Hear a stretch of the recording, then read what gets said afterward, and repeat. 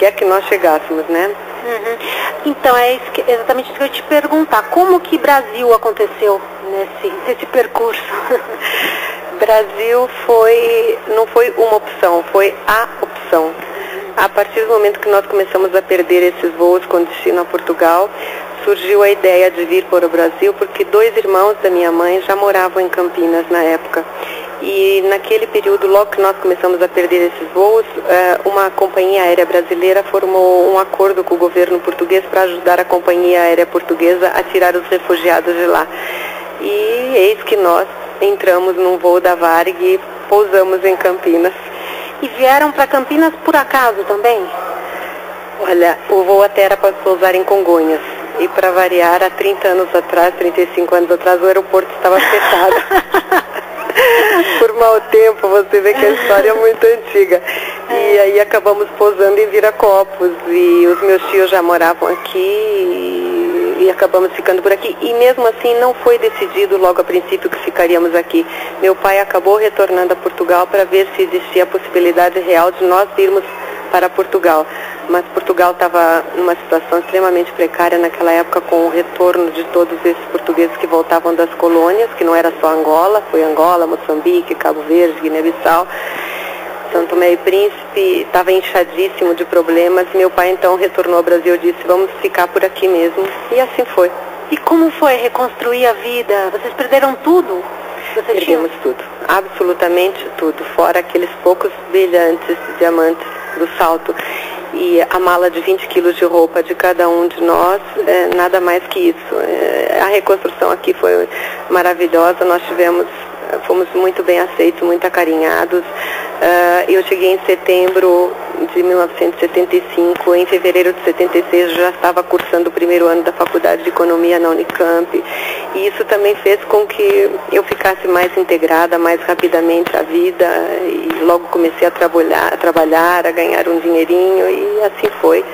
E aqui estamos até hoje, há 35 anos, nesse país maravilhoso, né?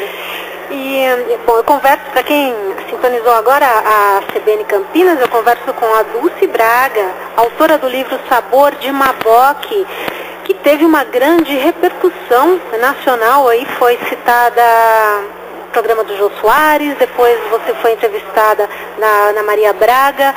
Como que surgiu essa oportunidade por que você teve esse destaque tão grande na mídia? Como que foi que se deu assim? No Jô ainda não que eu não queira, mas pode ser que eu vá lá, no Faustão. Ah, desculpa, no Faustão, o Faustão e na Ana Maria Braga. Uhum. E foi na Maria Braga, e graças a esse destaque, o mundo inteiro me achou, e os angolanos que viveram uma situação parecida com a minha, semelhante, me acharam, e o livro hoje já está sendo vendido em Portugal, na França. Acabamos de lançar na semana passada a 3ª edição, depois de um ano de lançamento, então foi uma repercussão maravilhosa mesmo, foi fantástico. O livro da editora Ponte se chama Sabor de Maboque, M-A-B-O-Q-U-E, como se lê mesmo, né? Maboque. O que significa maboque, Dulce? Maboque é uma fruta angolana, uma fruta africana, que existe em outros países, inclusive em Moçambique, onde se chama massala. E o livro chama Sabor de Maboque porque o livro é um livro de guerra e de paz. É um livro de raiva e de amor. É um livro doce e azedo. E maboque é uma fruta agridoce. Uhum. E maboque também porque de todas as frutas angolanas que eu comia lá na minha infância e na minha adolescência, o maboque foi uma das únicas que até este ano eu não havia saboreado aqui no Brasil. Uhum. E existia toda essa saudade, essa mágica em torno desse sabor da infância que eu não tive mais oportunidade de saborear. Eu nunca vi essa fruta, até você trouxe aqui pra gente olhar, tem a casca bem dura, por dentro ela tem esse sabor, né, que você disse, e eu nunca vi. É possível encontrar? Você, afinal de contas, conseguiu encontrar aqui no Brasil a fruta? Olha, um senhor que mora em Rio Claro tem uma chácara e tem como hobby plantar frutas exóticas. E como ele foi para a África há 12 anos atrás, ele trouxe as sementes e plantou. E quando ele me viu na Ana Maria Braga, falando com tanto prazer e com tanta saudade da fruta, esse ano ele me presenteou com uma caixa delas. Que ótimo. E Dulce, esse livro, se as pessoas quiserem mais informações de onde encontrar, você tem um blog também, que é o www.sabordemaboque.blogspot.com. sabordemaboque.blogspot.com. Esse blog você utiliza para divulgar o seu trabalho? Por que você utiliza esse instrumento? O blog começou como sugestão da própria editora para que eu divulgasse o livro.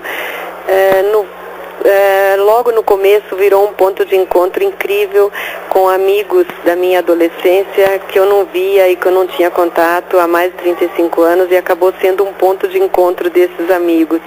Até há pouco tempo tivemos um almoço em Portugal, nos reunimos todos e foi uma coisa muito emocionante. E hoje em dia eu utilizo para divulgar o livro, sim, para divulgar as palestras que eu tenho feito, muitas em escolas públicas e privadas, sobre colonização, descolonização, sobre a importância da mama negra da nossa Angola para o Brasil, sobre essa importância que é tão pouco divulgada e que é tão importante na língua, na raça, na cultura, na religião.